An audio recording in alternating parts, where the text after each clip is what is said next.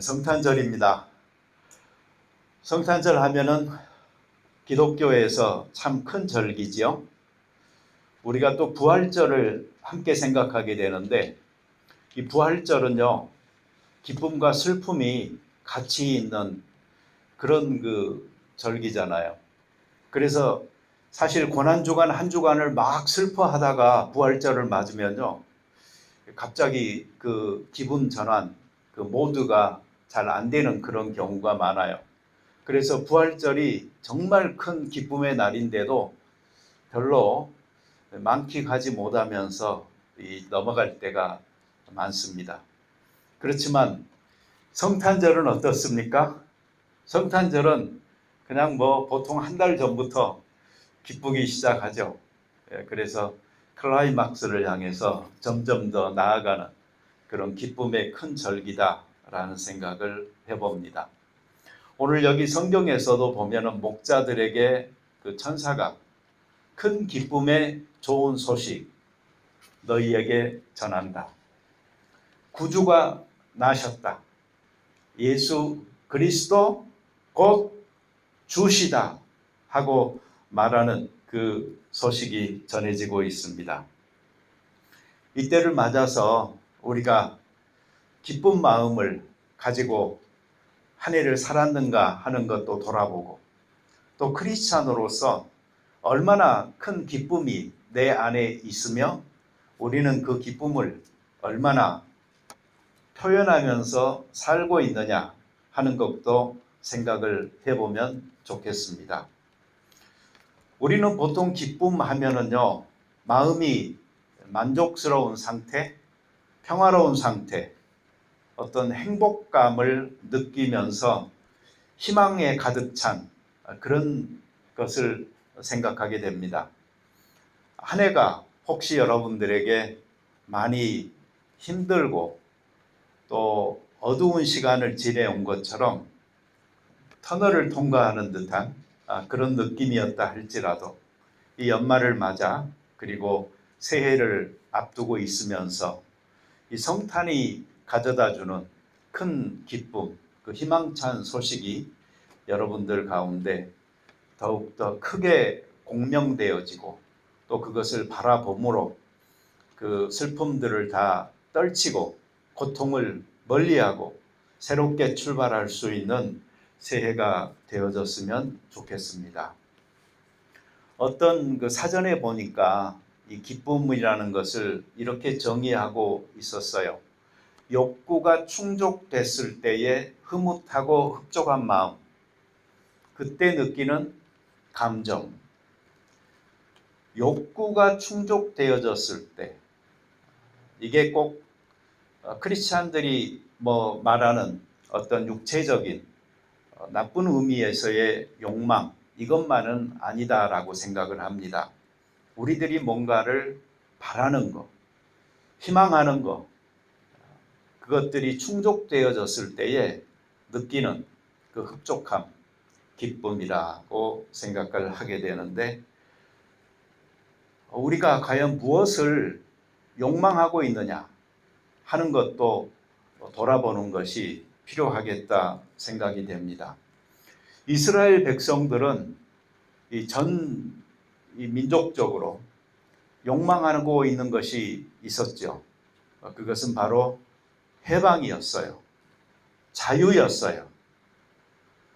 구원자가 나타나서 이방 세력으로부터 압제받는 그 환경에서 벗어나 독립할 수 있는 시간, 자유롭게 하나님을 예배할 수 있는 시간, 그 구원자가 언제 나타나서 우리에게 이러한 축복을 가져다 줄 것인가를 어떤 때보다도 열망하고 있었던 것이죠. 이러한 욕망이 그들 속에 있었기 때문에 그 메시아를 기다리는 그 간절함이 있었습니다. 사람들은요, 그냥 기쁘고 행복한 상태가 지속됐으면 좋겠다라고 생각하는 경우가 많은데, 사실 인생에 있어서도 이 슬픔과 기쁨이 늘 같이 존재하는 것입니다. 그래서 슬픔 후에 맞이하는 기쁨이 큰 것이죠. 이스라엘 백성들에게 예수님의 탄생의 소식이 큰 기쁨의 좋은 소식이 될 수 있었던 것은 그들에게 당면하고 있는 그 삶의 어려움, 고통이 있었기 때문에 메시아를 희망하는 갈망이 점점 더 커져 가다가 하나님의 때 역사적인 시간이 찾아왔을 때 이 놀라운 소식이 그들에게 더욱더 큰 희망이 될 수가 있었던 것입니다. 성경에서 천사가 이러한 이들의 그 욕망을, 바램을 채워주기 위하여서 구주가 베들레헴의 부유에 나셨다. 이것이 바로 큰 기쁨의 좋은 소식이다 라고 이야기하였듯이 우리들 각자가 바라고 욕망하는 것, 소망하는 것, 그것이 개인적인 것이 됐든 또 가족 전체에 관한 것이 되어졌든 교회에 관한 것이 되어졌든 우리 사회에 관한 것이 되어졌든 다 하나님의 개입하심으로 말미암아 소원들이 성취되어지고 그 고통의 갈등들이 사라지는 놀라운 축복이 있는 귀한 성탄이 되기를 바랍니다. 요즘 젊은 사람들은 뭘 희망할까요? 한마디로 하라고 그러면 저는 출세하는 걸 희망하는 것 같아요. 이 출세하는 것 속에는 승진이나 또 부나 이런 것들을 다 포함하고 있는 거죠. 물론 사랑도 들어있고요. 내가 이런 말을 쓰니까 좀 미안한데 젊은이라는 말에 그냥 대조적으로 쓰는 말입니다. 그러면 늙은이들은 무엇을 희망할까요? 건강, 오래 사는 거, 이거 같아요. 그래서 저는 요새 좀 나이 드신 분들에게 오는 카톡을 이렇게 보잖아요. 그럼 건강에 관한 정보로 가득 차 있어요. 오늘 아침에도 제가 일 마치고 와서 TV 앞에 앉아가지고 요새 뉴스가 재밌잖아요. 그래서 어떤 방송을 하나 하고 라이브를 틀어가지고 한국 것들을 채널을 돌리면서 계속 봤는데 뉴스는 없고요. 전부 다 건강 아닌 게 나오더라고요. 뭐가 나왔을까요? 음식. 그래서 잘 먹고 건강한 거 아마 이게 많은 사람들의 그 소망 리스트에 있기 때문에 방송에서도 그렇게 편성해서 실시간으로 내보내고 있지 않나 하는 생각이 들었습니다. 저는 이런 저의 관찰이 잘못되어졌기를 바랍니다. 왜 그런고 하니 사실 우리 먹고 살만하게 됐거든요. 사실 우리 충분히 건강하게 오래 살게 됐거든요. 조금만 생각해 보잖아요. 그러면은 우리가 사는 시대가 그렇게 행복한 시대인 것이고 많은 사람들이 갈망하고 욕망하고 꿈꾸던 것들이 이루어진, 그래서 우리는 이미 그것을 받아서 누리고 있는 행복한 세대거든요. 그러니 먹을 거 해결되고 건강 장수 문제들도 내가 그렇게 노력하지 않아도 의료적인 발달들로 인해서 많이 혜택을 누리고 있는 세대들이니까 이제는 조금 다른 거, 조금 개인적인 차원의 것들을 벗어나 조금 스케일이 큰 것들을 갈망하고 희망할 수는 없을까 하는 생각을 해보게 됩니다. 한국이 요새 정세가 불안해서 많은 외신들도 한국에 집중해서 계속 뉴스를 전하고 있잖아요. 그런데 대체적으로 평가가 그러더라고요. 한국에서 지금 일어나고 있는 일이 꼭 K-드라마 같다라고. 우리가 봐도 다이나믹하잖아요. 뭐가 하나 됐으면 정리가 됐을 것 같은데 아니고 또 산을 넘어야 되는 이러한 그 전개라는 것이 우리들로 하여금 때로는 피곤하게 만들기도 하지만 정말 한국은 역동적이다. 뭐가 그 다음에 펼쳐질지 예상하기가 좀 어려운 그런 다이나믹한 부분이 있다 하는 것을 생각해 보게 됩니다. 민주화 운동에 헌신했던 의원들이 지금은 나이가 많잖아요. 그런데도 국회 담장을 넘는 데는 그 사람들이 더 용감했다고 그러더라고요. 왜 그랬을까요? 체득화된 게 있거든요. 큰 스케일로 살았던 사람들이기 때문에 그러한 일이 있어도 좀 두려워하지 않고 의연하게 자기 할 일들을 쫓아서 과감하게 행할 수 있는 그 능력들이 생긴 거거든요. 한강 작가의 그 소설책도 결국은 주제가 뭐였습니까? 제주 사건, 강주 사건 기초로 한 그 민중들의 고통 아니었습니까? 근데 이번에 또 보니까 그 노벨 문학상 받은 사람만 나온 게 아니고 톨스토이 그 문학상을 받은 사람이 또 있더라고요. 근데 그 사람은 재미 교포예요. 8살인가 9살에 미국에 간 사람인데 그 사람이 영어로 쓴 그 소설이 또 톨스토이 그 문학상을 받았다고 해가지고 소개가 되더라고요. 그 사람의 작품도 우리 민족 속에 끈끈하게 내재되어 있는 압제에 항거하는 그 3.1운동 중심으로 기록된 글이라고 그러더라고요. 적어도 그 시대의 사람들, 그리고 우리보다 조금 전 세대의 사람들도요, 큰 희망, 바램, 욕망 이런 것들이 있었어요. 그 가슴 속에 정말 사무치게 갖고 싶어 하는 자유에 대한 갈망이 있었거든요. 근데 우리들은 어떻게 보면 너무나 작은 스케일로 좁아져서 그냥 나의 조금 더 행복한 성공과 출세, 나의 조금 더 행복한 건강과 장수를 우리의 욕망하는 것으로 제한해 놓고 살고 있는 것 아닌가 하는 생각을 해봅니다. 이렇게 작고 좁아져 버리잖아요. 그러면은 우물안 개구리가 되어져 버려요.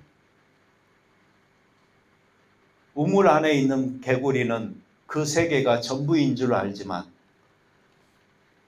우물을 나와 봐야 밖의 세상이 참으로 크다는 걸 알 수가 있죠. 시드니에 오면은 사람들이 어떻게 되죠? 시들어가요. 그래서 시드니 이렇게 물어보고 있잖아요. 우리는 서로에게 물어봐야 돼요. 시드니에서 시드니라고. 내가 지금 시들어가고 있는 건지 아니면 활력 있게 활기차게 살아가고 있는 건지를 돌아볼 필요가 있습니다. 우리들은 괜한 그 시기심 때문에 시들어갈 때도 있어요. 그걸로 인해서 나를 죽이죠. 어떤 글에 보니까 그런 말이 있더라고요. 당신에게 있는 시기심을 존경심으로 바꾸세요. 놀라운 말이잖아요. 시기하는 마음이 생겼잖아요. 혹시라도. 그러면 존경하는 마음으로 바꿔보세요. 그때 당신은 평화를 되찾게 되고 자기가 누구인지를 알게 되고 내가 참으로 욕망하고 되어져야 될 목표가 생기고 닮아가야 될 대상이 생기고 추구하게 될 미래의 삶이 형성이 되어지는 것입니다. 우울증, 번아웃 이런 상태들이 내 주변에 있는 사람들이 아무리 많다고 할지라도 그 안에서 정말 기쁘고 싱싱하게 살아갈 수 있는 사람들이 크리스찬들이다 라고 저는 생각합니다. 왜 그런가 하니 우리 속에 기쁨의 근원 되시는 하나님이 계시고 우리 속에서 그 기쁨을 끝없이 창출할 수 있도록 동기가 되어주시는 성령께서 내 뱃속에서 생수의 샘물처럼 터져 나오는데 왜 크리스찬들이 번아웃되고 우울감에 시달리고 시들어가면서 살아가야 되는 것입니까? 어떤 신문에 보니까요, 젊은 사람들이 이렇게 누워있는 사진이 하나 찍혀 있더라고요. 그리고서 거기에 써 있는 글이 뭐냐면은 10대, 20대, 30대의 사망 원인 1위가 무엇인지 아냐고. 자살이더라고. 늙은이는 늙어서 죽는다 하더라도 왜 10대, 20대, 30대의 사망 원인 1위가 자살이어야 하냐고요. 우리는 성탄절에 기쁘고 좋은 복된 소식을 너희에게 전한다 라고 말하는 그 천사의 말씀을요, 이스라엘 민족의 독립을 희망하고 있던 그들에게만 던져졌던 말씀으로 받지 마시고 혹시 시들어가고 있고 번아웃 되어져 가고 있고 우울증에 빠져 있는 우리들에게 주는 천사의 목소리로 들었으면 좋겠어요. 다독거리면서 내가 너에게 기쁨의 큰 소식을 전해준다고. 예수 그리스도가 베들레헴에 나실 거라고. 그분이 마구 강보에 씌어서 누워 있는데 이것이 바로 표적이라고.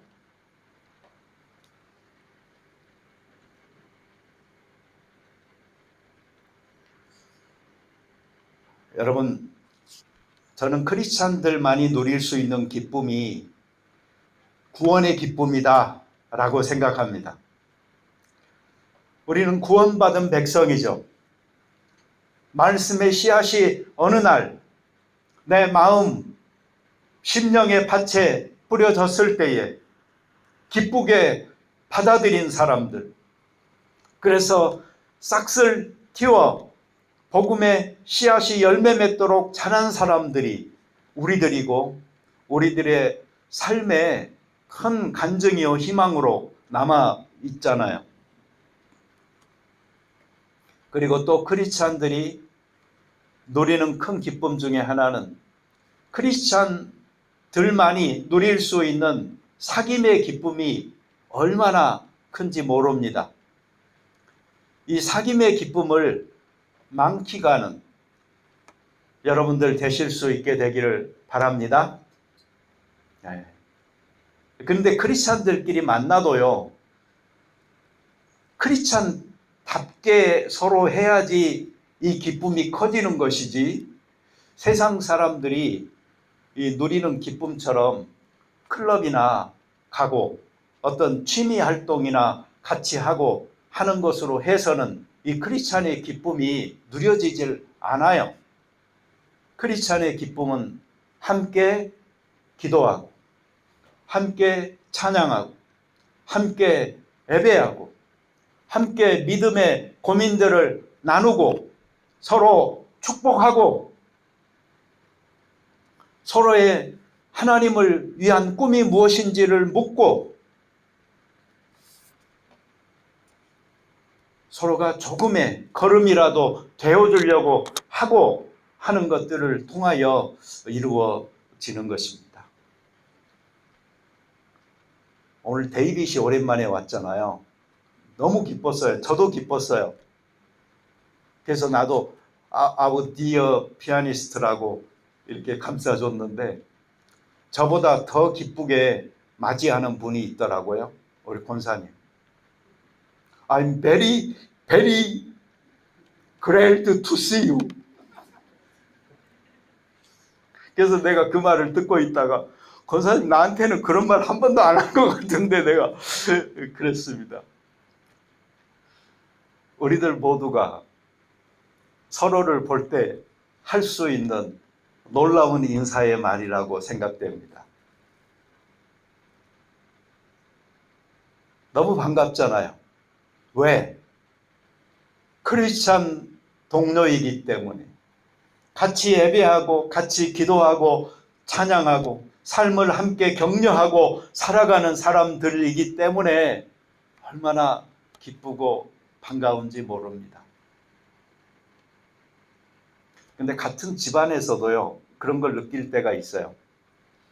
어제 집사람이 내가 어제 잔디 깎고 이렇게 이제 그랬는데 밖에 이렇게 서성거리다가 딸기를 하나 따서 주면서 당신도 먹어봐 그러더라고요.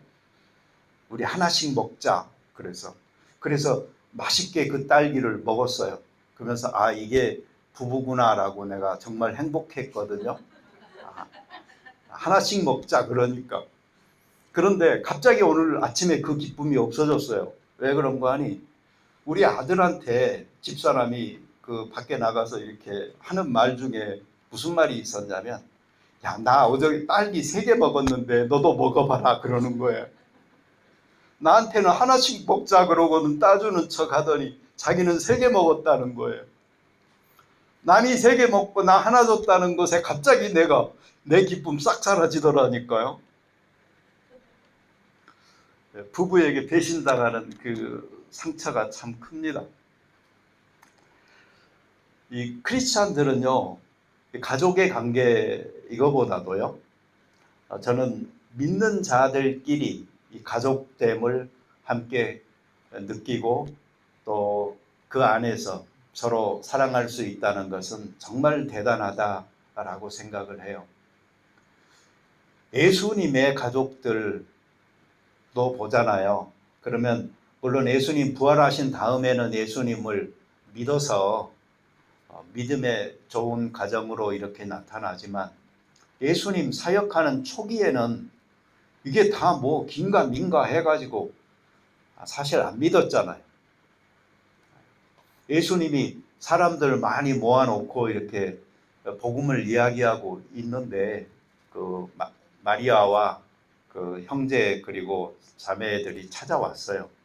그래서 예수님에게 예수님 저 모친과 형제 자매들이 찾아왔다고 그렇게 말을 하니까 앞에서 계시던 그 예수님이 야 누가 내 모친이며 형제며 자매이냐 하나님의 뜻대로 행하는 자들이 내 모친이요 형제요 자매다 그러셨어요.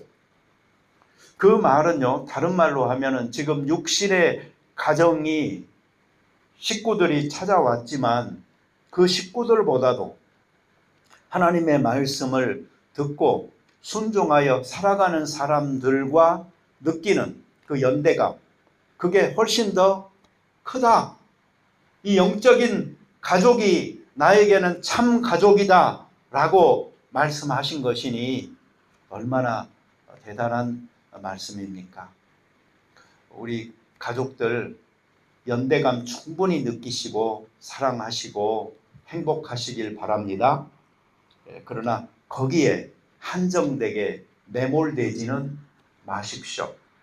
조금 더 크게 우리가 소속되어져 있고 충분히 더 크게 누릴 수 있는 행복, 그것이 바로 크리스찬 패밀리 가운데 있는 것이니까 우리가 The Family of God로서 나누는 이 진실된 크리스찬의 사랑을 큰 기쁨으로 누리는 그런 우리가 되어졌으면 좋겠습니다. 또 한 가지 제가 생각하는 크리스찬의 기쁨은요, 구원받은 사람들로 함께 일하는 기쁨입니다. 하나님의 나라를 위하여 복음을 심는 사역에 서로가 의지가 되어져서 일하는 그 기쁨이 참으로 큰 것입니다.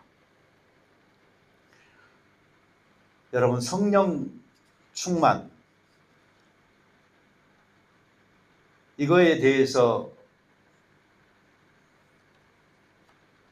제가 설교를 몇 주 계속 했던 때도 있었는데, 이 성령 충만과 기쁨 충만, 뭐가 다르죠? 저는 별로 다르지 않다라고 생각을 합니다.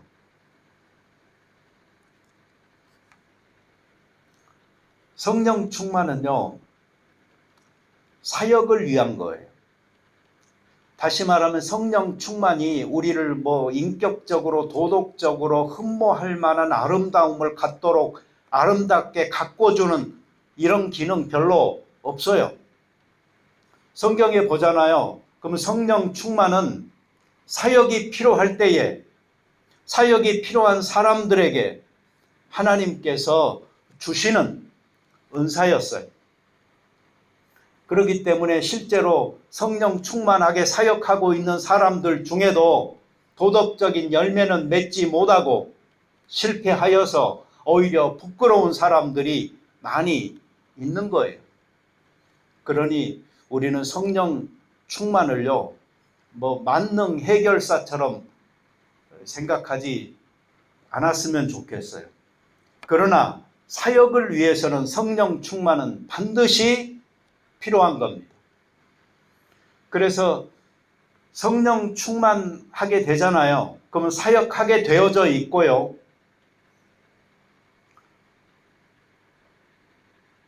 기쁨 충만하잖아요. 그러면 그 사람도 역시 그 기쁨을 가지고 다른 사람들에게 기쁨을 전하기도 하고 불러 일으키기도 하는 역할을 하게 되는 것입니다. 성령 충만하지 않으면 두 가지 현상이 일어나는 거죠. 사역하지 않아요.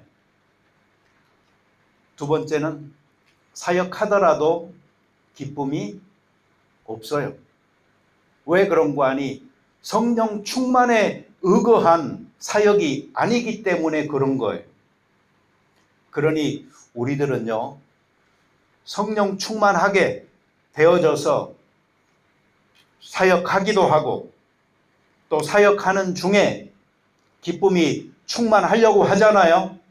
그러면 이 성령의 충만함이 반드시 우리에게 있어야 이 사역함에 있어서 그 열매도 기대할 수가 있는 것이고, 또 사역하다가 실망하거나 낙담하지도 아니하고 그 샘솟는 기쁨으로 지속될 수 있다 하는 것을 알고 같이 이렇게 연말을 결산하고 또 새해를 계획하는 그런 우리가 되어졌으면 좋겠습니다. 우리 같이 기도하십시다. 하나님 아버지, 감사합니다. 우리가 성탄절을 맞습니다. 준비하는 마음, 우리 속에 기쁨이 넘쳐나게 하시고 또 기쁘게 사역할 수 있는 이 연말과 연초, 우리가 충성된 주의 종으로 준비될 수 있게 도와 주시옵소서. 성령이 충만하고 기쁨이 충만하게 일할 수 있는 저희들 되게 하셔서 큰 기쁨의 좋은 소식을 천사가 목자들에게 전하여 주셨듯 예수 그리스도 구세주가 탄생했다는 소식을 우리들이 세상에 전할 수 있게 도와 주옵소서. 예수님의 이름으로 기도드립니다. 아멘.